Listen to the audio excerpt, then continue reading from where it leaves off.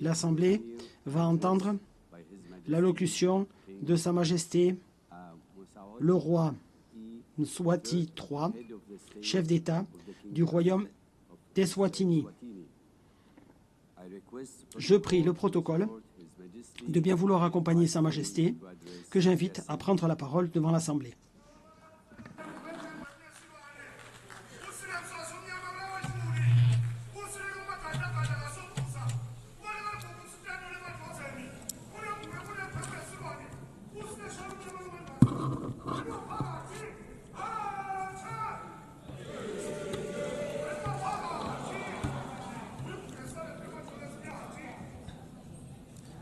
Your Excellency, Madam President of the General Assembly, Excellence, Madame la Présidente de l'Assemblée Majesties, Générale, Excellencies, Heads of State and Majesté, Government, Excellence, chef d'État et de UN gouvernement, General, secrétaire général, ladies and gentlemen. Mesdames et It is a Messieurs, great pleasure les to délégués. address the 80th session of the United Nations General J'ai le Assembly plaisir de under the theme m'exprimer Better Together ici aujourd'hui à cette tribune à l'occasion de la and more for peace. 80e session de l'Assemblée générale des Nations unies, At the outset, dont le thème show you my est Meilleur ensemble, of Eswatini's unwavering plus de support 80 ans au service de la paix, du développement et des droits humains. also commend the UN Secretary Madame la Présidente, and vous pouvez compter sur notre soutien sans faille pendant votre mandat à la tête de cette Assemblée. Nous remercions également et saluons le secrétaire général et le secrétariat mankind is confronted de with many tout challenges, ce qu'ils font including pour conflicts. nous aider à relever les défis contemporains Remind ourselves grâce à leur United Nations leadership. was established in 1945. Nous nous réunissons aujourd'hui alors que l'humanité se heurte à d'importants défis, des conflits déchirent le monde entier. Nous devons nous rappeler que lors de la création des Nations Unies en 1945, la situation était également très difficile dans le monde. Ses pères fondateurs avaient ainsi décidé de faire en sorte qu'aucun pays, qu'aucun peuple ne devait souffrir en raison de conflits. La Charte des Nations Unies et la structure de l'organisation avaient donc été conçues pour être claires et déterminées. L'heure est venue aujourd'hui de nous demander ce qui a empêché l'organisation d'accomplir cet objectif et quelles mesures doivent être prises pour relever les défis qui sont devant nous aujourd'hui, pour rétablir la mission des Nations Unies qui consiste à promouvoir la paix. La question que nous devons nous demander aujourd'hui, l'autre question que nous devons nous poser, c'est que fait l'ONU pour régler efficacement les problèmes que nous rencontrons aujourd'hui. Je propose que l'ONU crée des comités ad hoc qui seraient chargés de régler les conflits mondiaux et de promouvoir la paix. Ces comités seraient représentatifs, la représentation des pays serait équitable pour parler des conflits du Moyen-Orient, de l'Afrique, de l'Europe et au-delà. Ainsi, toutes les nations concernées auraient voix au chapitre.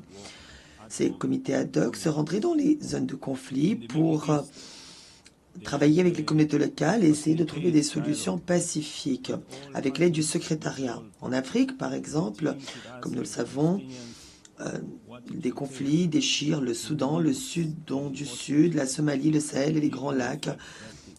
Il pourrait y intervenir. Au Moyen-Orient, il pourrait faciliter le dialogue avec les parties concernées. On demanderait aux Palestiniens ce qu'il faut pour libérer les otages, sachant que les Israéliens resteront lésés tant que leurs proches ne sont pas rentrés chez eux. De la même manière, les comités ad hoc pourraient demander aux Israéliens de dire ce qu'il faut faire pour que les bombardements cessent, afin que le bain de sang s'arrête, que l'on ne perde plus de vies innocentes et que la crise des réfugiés ne s'aggrave pas encore.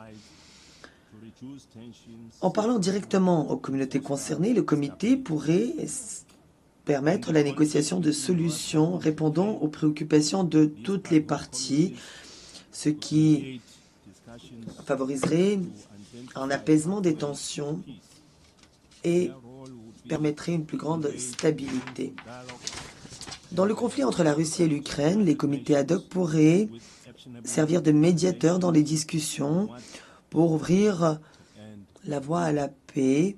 Leur rôle consisterait à participer à un dialogue véritable pour ensuite rendre compte aux Nations Unies et formuler des recommandations réalistes sur ce qu'il est possible de faire pour mettre fin à la guerre. Dans mon pays, Eswatini, nous encourageons toute coopération susceptible de produire des résultats positifs. Nous savons que le dialogue est au cœur de tout processus constructif au sein d'une nation. Nous remercions les pays qui font déjà de leur mieux pour trouver des solutions. Il ne s'agit pas de leur couper l'herbe sous le pied en créant ces comités. L'idée est de compléter ces efforts pour se donner plus de chances de trouver des solutions pacifiques. Il faut éviter toute action susceptible de conduire à une escalade des tensions. Au contraire, il faut tout mettre en œuvre pour sauver des vies. Des millions de vies ont déjà été perdues lors de la pandémie de Covid-19. Nous ne pouvons pas nous permettre d'en perdre davantage. L'ONU doit maintenant se concentrer sur le renforcement des économies afin de mieux lutter contre la pauvreté et les problèmes économiques qui sont la conséquence de la pandémie, entre autres. En investissant dans l'économie, nous pouvons créer les conditions d'une paix pérenne. Nous avons besoin les uns des autres pour promouvoir les initiatives de développement dans nos pays respectifs. L'heure est venue d'agir. Il faut le faire maintenant. L'ONU a été créée pour promouvoir la paix dans le monde. C'est un mandat qui lui a été confié il y a longtemps. Et aujourd'hui, en 2025, nous devons renouveler l'engagement qui avait été pris lors de la création de cette mission. En créant ces comités ad hoc, en prenant les bonnes décisions, en restant ouverts à de nouvelles idées, nous pouvons bâtir un monde plus pacifique, où aucune nation, aucun peuple n'aurait à souffrir. Nous appelons notamment à la restructuration de l'organisation pour que l'ONU soit représentative de tous les États membres et qu'elle prenne des décisions inclusives, jouissant de l'adhésion de tous, que personne ne remettrait en question. Ces réformes devraient être de nature à représenter tous les pays, toutes les régions du monde, notamment au Conseil de sécurité. La structure du Conseil de sécurité devrait être totalement ouverte. En l'absence d'une telle réforme, la légitimité et l'efficacité du Conseil de sécurité ne seront pas garanties.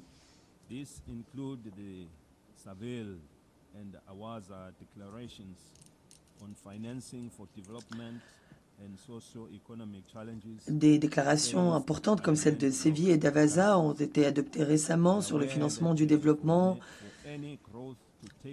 pour nous aider à régler les problèmes socio-économiques des pays en développement son littoral et d'autres pays vulnérables. Nous savons que pour que la croissance soit réellement bénéfique à l'économie, les pays doivent disposer de ressources suffisantes pour réaliser leurs objectifs de développement durable.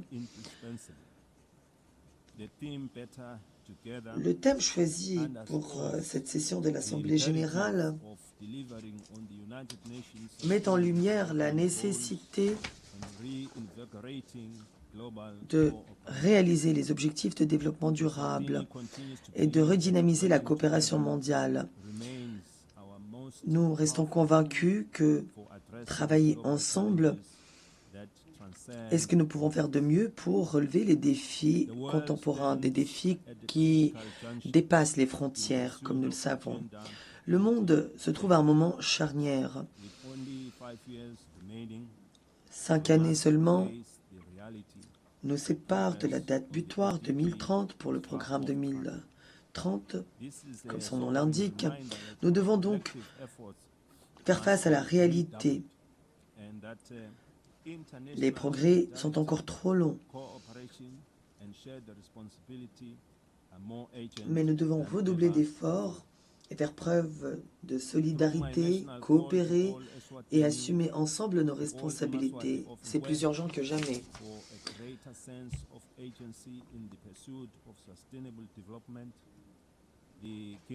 Le royaume d'Eswatini a quant à lui fait des avancées importantes dans la réalisation du programme à l'horizon 2030, notamment dans le domaine de l'économie, dans la santé, l'éducation, mais également dans l'égalité entre les sexes, entre autres.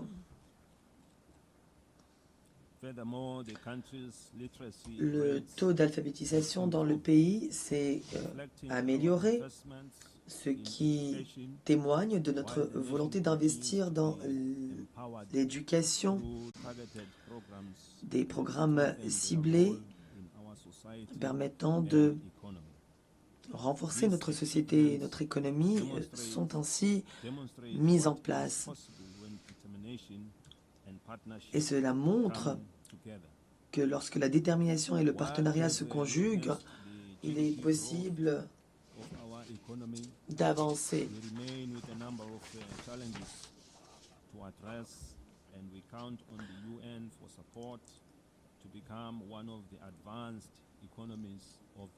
Mais malgré la croissance de notre PIB, beaucoup de défis restent à relever dans le pays.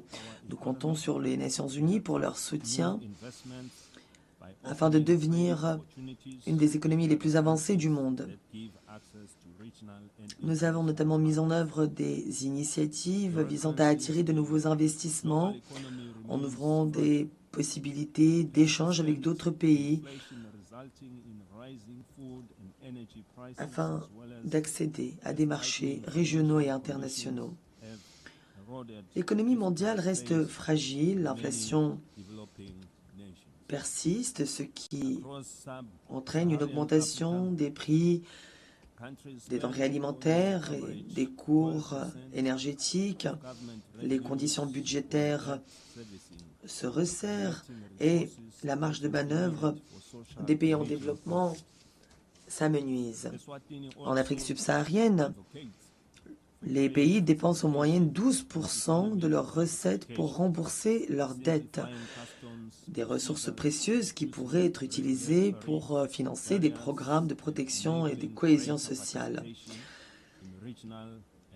Eswatini plaide en faveur d'une plus grande diversification économique, de la simplification des procédures douanières, de la réduction des obstacles réglementaires pour participer au mieux aux échanges et améliorer les chaînes de valeur régionales et mondiales.